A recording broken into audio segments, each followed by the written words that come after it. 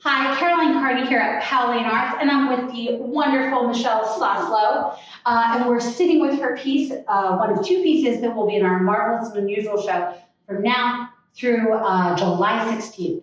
Michelle, can you introduce us to your piece? Sure. It's called Ocean Pearl of Light, and it is partly collaged and in acrylic on a board.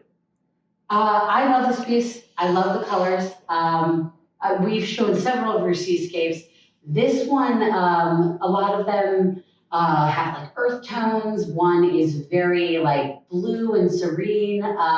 This one is interesting because it has this very vivid color that you spread kind of throughout. Can you talk about how you approached this piece? You know, it kind of came about, like I intended to do some kind of a seascape, but it's all layered. And as I was putting paint on, and then I would take it off, I accepted what was underneath. Right? Yeah, I got you, yeah. And then I added, this is all, I saved music scores. Which I'm obviously partial to. Right, although they're upside down here, but that's okay.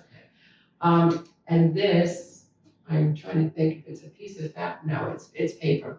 So it sort of came about. I didn't intend it to. Did you start with the layering here? How did you start? I did. I started with the layering. And then with the collage. And then you brought in the painting. And then I brought the color up. But I remember washing back and adding more color. Yeah, and you can see the scraping. What's nice is you've left like a very nice balance of like, you're using scraping, you're using layering, and it gives these beautiful artifacts that feel like you're moving through a seascape. Because you know how when you're on the water, because of the difference in temperatures, there's always a little bit of mist and foam. Right. And so it has a push-pull, almost dreamy cloud-like quality, which this definitely has. So as soon as we saw this, I said, this is it. Okay. My mom was like, I agree. Okay, good. So when you're like, how do you approach your palette? Because this is very distinctive. You're using beautiful cools, greens and blues, and then fiery yellows and oranges and purples. How do you think of your palette?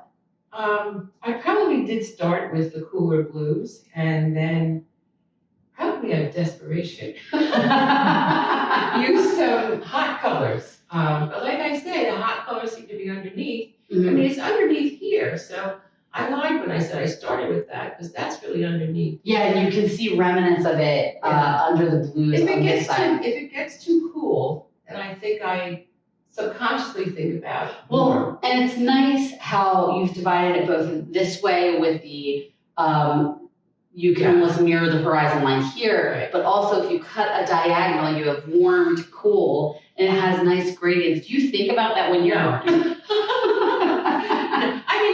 I don't think consciously about composition, and I've never really had a problem with that. It either feels right or I have to fix it. So, I would never have said what you said. You're very intuitive. I'm intuitive about composition, not about color. It's interesting how you naturally know the push and pull of the areas, and so you react to what you're seeing, right, to refine the composition. Right. And I love that about this. I'm not going to ask you about mysticism, which is what my mom always does. What did she say? Remember she asked you that thing about metaphysics. She said, do you think about the seascape metaphysically? And we were like, what? Well, and you do, like, I think the truth is somewhere in there that you probably do think of it metaphysically, but you wouldn't describe it that way.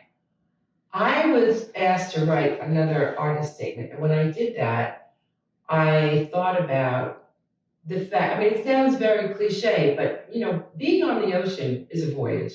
Yeah. Ships are a voyage. You know, they bring things, they dump things off, they go back, and forth with the stuff of life. So I think that's my attraction to the ships and the ocean. And there's a level of like mysticism to it in that when you think back to like ancient times or like even like not so, we think of it as being so far away, the 17 and 1800s, like pre like tracking technology. You basically said goodbye to these goods from one place and then they Right. magically showed up the other place.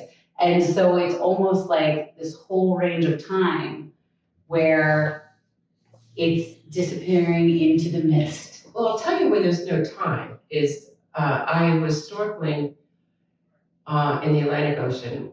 One of the first times I went down, I said to myself, I am home. It was very strange. And there's no time, there's not a question of space. There was a huge turtle in front of me, and I kind of like stayed behind because I wasn't sure. And didn't bother him. You know, I felt like where I was very, I belonged there. So is that how you feel about seascapes generally? Is that I think that may have helped me stay with the seascape. Because of the feeling of like belonging? Because of the feeling of being in the water and feel, it's not so much belonging, it was perfectly comfortable. And then on my way back, I saw a bunch of baby turtles going the other way. So it was really magical. Yeah. Really, really magical. Well, and I think that there's an element of magic in all of your pieces, but specifically in the work that you do with water and seascapes and boats. Your mom's right about the metaphorical. I think she is right to that extent. Yeah, and if she were here, she would be yelling. She would be like doing happy dance right now. Carol's out right now.